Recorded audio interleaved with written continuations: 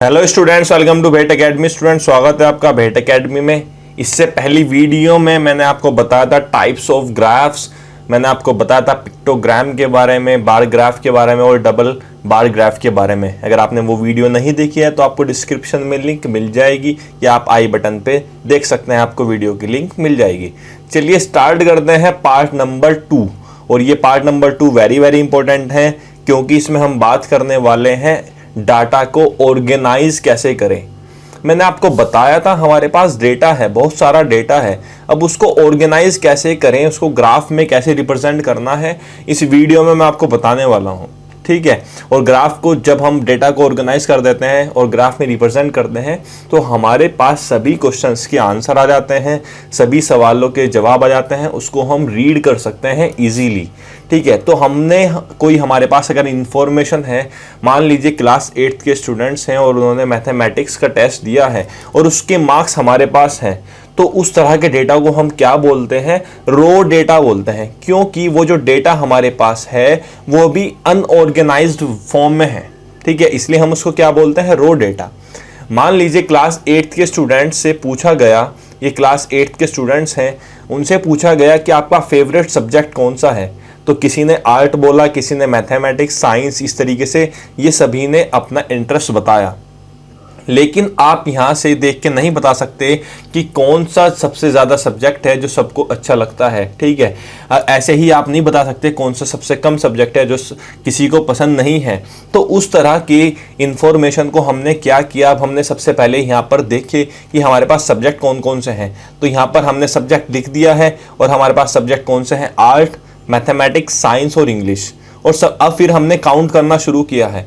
Art के लिए हमने काउंट किया 1, ठीक है, 2, 3, 4, 5, 6, 7। तो ऐसे ही हमने टैली मार्क्स की हेल्प से यहाँ पर काउंट किया। आपको पता है टैली मार्क्स से हम काउंटिंग कैसे करते हैं, 1 2 3 4 5 होते हैं, तो इसको ऐसे कट कर देते हैं। तो ये 5 और 6 7 हमें पता चला 7 स्टूडेंट्स को पसंद है आर्ट। ऐसे ही मैथमेटिक्स के लिए हमने देखा 1 2 3 4 5, तो यहाँ पर ये 5 स्टूडेंट मैथमेटिक्स के लिए, और साइंस के लिए 6 स्टूडेंट, और इंग्लिश के लिए 4 स्टूडेंट्स। यहाँ पर वो स्टूडेंट्स हैं जिनको यहाँ पर ये पसंद है। ठीक है। अब आपको यहाँ पर क्या पता चला कि अगर आपसे कोई पूछता है मैक्सिमम कौन सा सब्जेक्ट है जो सभी बच्चों को पसंद है, तो आप बता सकते हो आर्ट, क्योंकि आपने टेबल में देख के बता दिया। और इस डेटा को आप नहीं देख के बता सकते थे क्योंकि ये रॉ डेटा था, अनऑर्गेनाइज था, लेकिन आपने इसको यहाँ पर क्या कर दिया है? ऑर्गेनाइज, सही तरीके से लिख दिया है, रिप्रेजेंट कर दिया है इस डेटा को। यहाँ पर नंबर ऑफ स्टूडेंट्स कितने हैं? 7। यहाँ पर कितने हैं? 5, 6 और 4। ऐसे ही हमने जो टेबल बनाई है इसको हम बोलते हैं फ्रीक्वेंसी डिस्ट्रीब्यूशन टेबल। अब फ्रीक्वेंसी क्यों बोलते हैं? ये जो हमारे पास कितने आर्ट के लिए कितने स्टूडेंट्स थे, ठीक है, मैथमेटिक्स के लिए कितने स्टूडेंट्स थे, साइंस के लिए कितने स्टूडेंट्स थे, इंग्लिश के लिए कितने स्टूडेंट्स थे, इस तरह की एंट्री को हम बोलते हैं फ्रीक्वेंसी। ठीक है। तो फ्रीक्वेंसी का मतलब क्या होता है? Frequency gives the number of times, ये नंबर ऑफ टाइम्स जितनी कोई एंट्री हुई है उसको हम क्या बोलते हैं? फ्रीक्वेंसी। ठीक है। आर्ट के लिए कितनी एंट्री हुई है, वो आर्ट की फ्रीक्वेंसी। मैथमेटिक्स के लिए कितनी एंट्री हुई है, वो मैथ्स के लिए फ्रीक्वेंसी। साइंस के लिए कितनी एंट्री हुई है, वो साइंस की फ्रीक्वेंसी। और इंग्लिश के लिए कितनी एंट्री हुई है, वो इंग्लिश की फ्रीक्वेंसी। और ये क्योंकि ये टेबल है और सभी फ्रीक्वेंसी को डिस्ट्रीब्यूट किया गया है, इसलिए हम इसको बोलते हैं फ्रीक्वेंसी डिस्ट्रीब्यूशन टेबल। अब आपके पास अनऑर्गेनाइज डेटा था, आपने उसको ऑर्गेनाइज किया, और जितनी किसी एक पर्टिकुलर सब्जेक्ट के लिए एंट्री आ रही है उसको आप फ्रीक्वेंसी बोलते हो, और इस टेबल को आप क्या बोलते हो? Frequency distribution table. अगर हमें यहाँ पर इंग्लिश के लिए पूछना है तो इंग्लिश के लिए फ्रीक्वेंसी कितनी होने वाली है? 4, क्योंकि frequency of students who like English is 4। यहाँ पर एंट्री कितनी हुई है? 4, इसलिए फ्रीक्वेंसी हो जाएगी 4। ऐसे अगर हम मैथ्स के लिए बात करें तो मैथ्स के लिए 5 होने वाली है। तो यहां से आपको आई हो फ्रीक्वेंसी और फ्रीक्वेंसी डिस्ट्रीब्यूशन टेबल के बारे में समझ में आ गया होगा। अब हम यहां पर बात करते हैं, मान लीजिए एक टेस्ट हुआ है मैथमेटिक्स का जो टोटल मार्क्स थे 50 थे, और यहां पर स्टूडेंट्स हैं 60 स्टूडेंट्स हैं क्लास 8th में। तो यहां पर ये सभी जो मार्क्स दिए गए हैं, ये सभी जो मार्क्स हैं उन बच्चों के टेस्ट में आए हैं। तो ये आपके पास अनऑर्गेनाइज्ड डेटा है, इसको आप क्या बोलोगे? Raw data. अब इस रो डेटा को हमें ऑर्गेनाइज करना है, लेकिन अगर मैं इसकी फ्रीक्वेंसी डिस्ट्रीब्यूशन टेबल बनाऊंगा तो आप देख सकते हैं वो बहुत लंबी होने वाली है, बहुत ज्यादा लेंथी होने वाली है। तो हम फ्रीक्वेंसी डिस्ट्रीब्यूशन टेबल यहां पर इस केस में नहीं बना सकते। तो हमने क्या किया है, यहां पर इनको ग्रुप्स में डिवाइड किया है। आपको पता है यहां पर ये मार्क्स जो हैं कितने हैं, ठीक है। यहां पर ये क्या है, 0 से लेके हमने इसको 60 तक यहां पर डिवाइड कर दिया है ग्रुप्स में। जैसे यहां पर आप देखो 0 से 10 वाले इस ग्रुप में आने वाले हैं। अगर कोई 1 है, 2 है, 3 है, 4 है, 5 है, 6 है, 7 8 है, तो यहां पर वो सभी वैल्यूज इसमें आ जाएंगी, ठीक है। तो ये यहां पर एक टेबल या एक इंटरवल बन गया है 0 से 10 तक। इसी को हम बोलते हैं क्लास इंटरवल। क्या बोलते हैं, क्लास इंटरवल। और यहां पर ये जो छोटी वैल्यू होती है इसमें या पहली वैल्यू होती है, इसको बोलते हैं हम लोअर क्लास लिमिट। क्लास से ही वर्ड लिया गया है, लोअर क्लास लिमिट। और अपर वैल्यू जो होती है ऊपर वाली, उसको हम बोलते हैं अपर क्लास लिमिट, ठीक है। तो अगर हम यहां पर 10 से 20 वाले के लिए बात करें तो इसमें लोअर क्लास लिमिट क्या होने वाली है, 10, और यहां पर ये 20 इसकी अपर क्लास लिमिट, और 10 से 20 तक ये क्या है, इसका क्लास इंटरवल है। अब आपको यहां पर ये तो पता चल गया, लेकिन यहां पर आप देख सकते हैं 0 से 10 फर्स्ट ग्रुप में भी यहां पर इसमें भी आ रहा है और 10 से 20 में भी आ रहा है। अगर हमारे पास कोई वैल्यू 10 है, ठीक है, कोई वैल्यू 10 है, तो वो यहां पर पुट करनी है या यहां पर पुट करनी है, तो वो वैल्यू हमें पुट करनी है जिसमें हाईएस्ट नंबर हो, ठीक है। जैसे 10 से 20 और 0 से 10 में अगर आप कंपेयर करें तो 10 से 20 में हमें पुट करनी है। अगर कोई वैल्यू 30 आती है तो आपको यहां पर ये 20 से 30 में पुट नहीं करनी है, 30 से 40 के बीच में पुट करनी है। ऐसे अगर आपके बीच में कोई वैल्यू 40 आती है तो आपको 30 से 40 में नहीं पुट करनी है, आपको जो पुट करनी है 40 से 50 में पुट करनी है, ठीक है। और इसमें लोअर क्लास लिमिट क्या हो जाएगी, 40 से 50 में 40, और 40 से 50 में क्या हो जाएगी, यहां पर ये अपर क्लास लिमिट हो जाएगी 50। अब हमने यहां पर क्या देखा, 0 से 10 वाले अगर हम वैल्यूज देखें तो 0 से 10 वाली देखो ये 7 आ रही है, एक वैल्यू। अगर आप और कोई वैल्यू देखते हो 5, तो 2 वैल्यूज हैं। तो हमने यहां पर टेली मार्क्स से लिख के इसकी फ्रीक्वेंसी, कोई भी किसी भी चीज के लिए जो वैल्यू आती है उसको हम बोलते हैं उसकी फ्रीक्वेंसी, तो फ्रीक्वेंसी लिख दिया। 10 से 20 के लिए यहां पर 10 आई फ्रीक्वेंसी, 20 से 30 के लिए 21, और आप देखते हो टोटल जो फ्रीक्वेंसी आई है वो 60 आई है। तो मतलब टोटल 60 स्टूडेंट के लिए यहां पर आ गया है।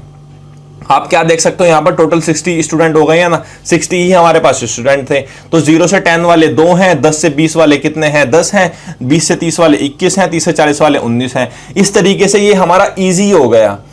हमने क्या कर दिया, डिस्ट्रीब्यूट कर दिया है, अलग अलग रेंज बना दी है, 0 से 10, 10 से 20। अगर हम अलग अलग इंडिविजुअल लिखते तो यहां पर फ्रीक्वेंसी डिस्ट्रीब्यूशन टेबल ये बहुत लेंथी होने वाली थी। अब ऐसे ही हम यहां पर इसको और समझाते हैं इस क्वेश्चन की हेल्प से। हमारे पास ये फ्रीक्वेंसी जो डिस्ट्रीब्यूशन टेबल है, इसमें हमने सिर्फ क्या किया है, रेंज बना दी है, क्लास इंटरवल बना दिया है। तो यहां पर देखो ये जो क्लास इंटरवल दिया गया है, ये क्लास इंटरवल 100 से 125 है। ये क्या है, डेली इनकम है, डेली इनकम दी गई है रुपीज में, और फ्रीक्वेंसी यहां पर दी गई है नंबर ऑफ वर्कर्स। तो वर्कर्स हैं, टोटल वर्कर्स कितने हैं, 550। एक फैक्ट्री है जिसके अंदर 550 वर्कर हैं और उसमें डेली इनकम दी गई है सभी वर्कर्स की अलग अलग। अब हमने क्या देखा, 100 से 125 रुपए के बीच में कमाने वाले वर्कर्स हैं वो कितने हैं, किसी एक फैक्ट्री में 45 हैं।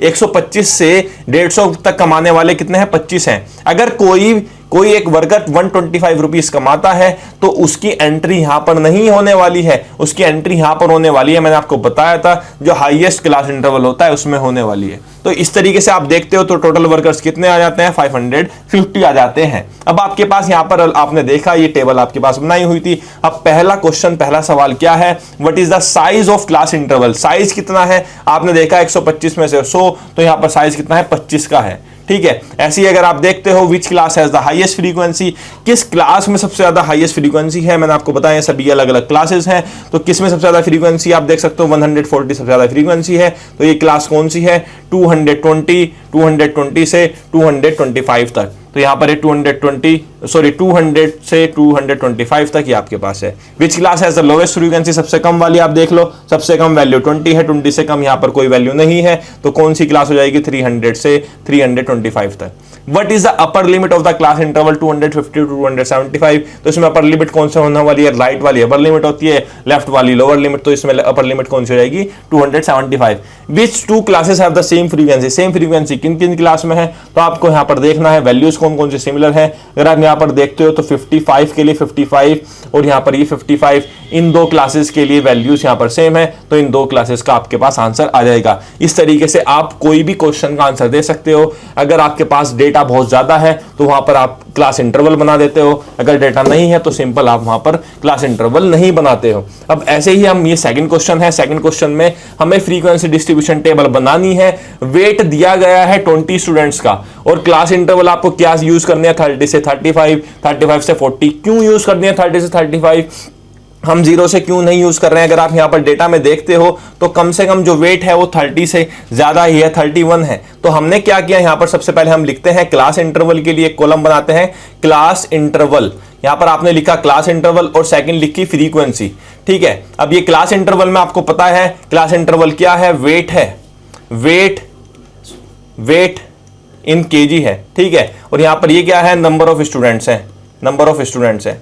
अब आपने यहां पर वैल्यू पुट करनी है क्लास इंटरवल, सबसे पहले आपने लिखी 30 से 35 तक। तो 30 से 35 के लिए देखते हैं कितने स्टूडेंट आते हैं जिनका वजन 30 से 35 तक है। अब यहां पर आप देखो, यहां पर एक आ गया है ये 33, तो 1 हो गया है, 31 आ गया है 2, ऐसे ही 34 आ गया है 3, और क्या आप देख सकते हो और कोई है तो नहीं है, तो 3 आ गया है आंसर। ऐसे ही अब हम बात करते हैं यहां पर 35 से 40, 36 नहीं लिखोगे। अब क्या कोई 35 वैल्यू है, 35 वैल्यू भी इसमें ही इंक्लूडेड होने वाली है, मैंने आपको बताया था।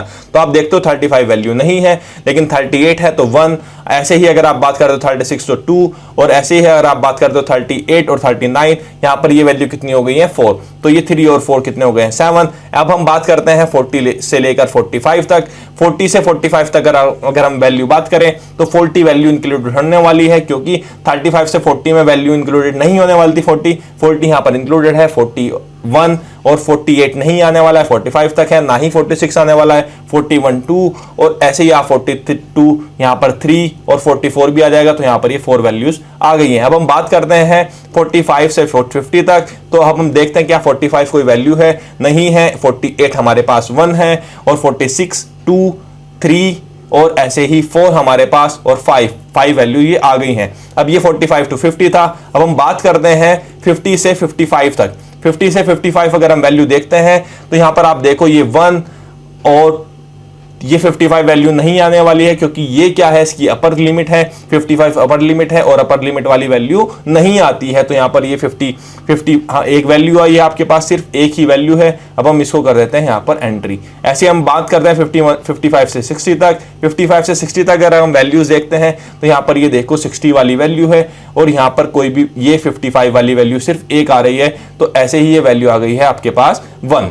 अब हम बात करते हैं 60 टू 65। 60 टू 65 के लिए क्या 60 टू 65 है हमारे पास वैल्यू, तो 60 वैल्यू है। 60 वैल्यू इसमें नहीं आ सकती है, आपको पता होना चाहिए, क्योंकि इसकी अपर लिमिट थी, तो अपर लिमिट वाली में वैल्यू नहीं आती है, जिसमें हाईएस्ट होती है उसके लिए आती है। तो यहाँ पर ये वैल्यू 1 आ गई है। ऐसे अगर हम बात करते हैं 65 टू 70, तो क्या कोई 65 वाली वैल्यू है, बिल्कुल है। तो हमें एक और क्लास इंटरवल 65 टू 70 बनाना होगा, जिसके लिए वैल्यू 1। अब हम ऐड करते हैं इनको, टोटल 1 2 3 4 और 5 9, 9 और 4 13, और 13 और 4 17, और 7 17 और 3 20, तो 20 टोटल स्टूडेंट आ जाते हैं। इस तरीके से आपको टेबल बनानी है। अगर आपको ये समझ नहीं आया कि हमने यहाँ पर 60 वाली वैल्यू इसमें क्यों लिखी है, तो मैंने आपको बताया था दो क्लासेस हम जब कंपेयर करते हैं तो 60 वाली वैल्यू इसमें नहीं आती है, अपर क्लास लिमिट वाली वैल्यू नहीं होती है, ठीक है। उससे पहले वैल्यूज हमें लिखनी होती है। तो ऐसे ही अगर हम यहाँ पर 65 नहीं लिख सकते थे, 65 से पहले वैल्यूज यहाँ पर इसके अंदर आनी थी। ऐसे ही 70 वाली वैल्यू हम नहीं लिख सकते, 70 से कम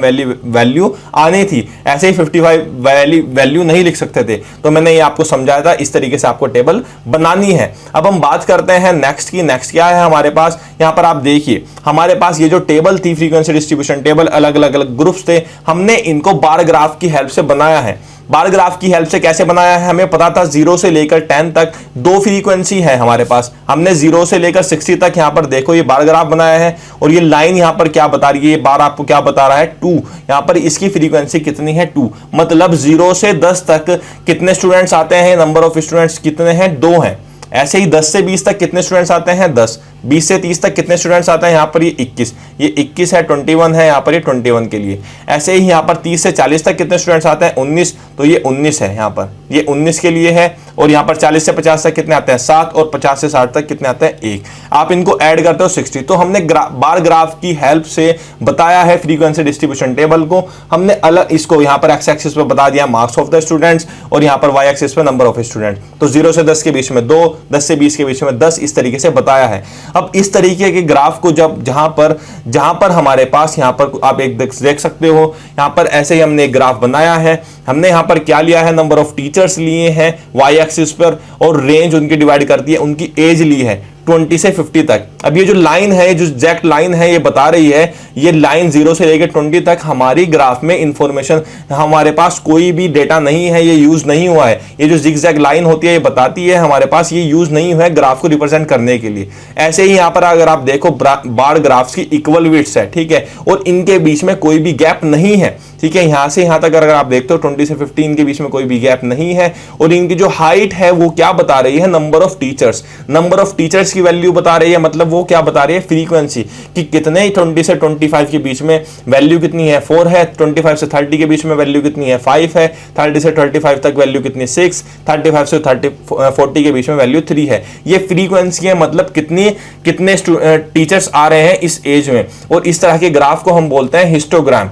क्या बोलते हैं, हिस्टोग्राम बोलते हैं, जहां पर कोई भी स्पेस नहीं होता है ग्राफ के बीच में, ठीक है। अब ये इस तरह के ग्राफ्स आपको याद रखने हैं। अब हम बात करने हैं क्वेश्चंस की। ये हमें हिस्टोग्राम ऑब्जर्व करना है और आंसर देना है। अब आपका क्लियर हो जाएगा। आप देख सकते हो 0 से 125 तक हमने नहीं यूज किया है, तो यहां पर ये जिगजैग लाइन है।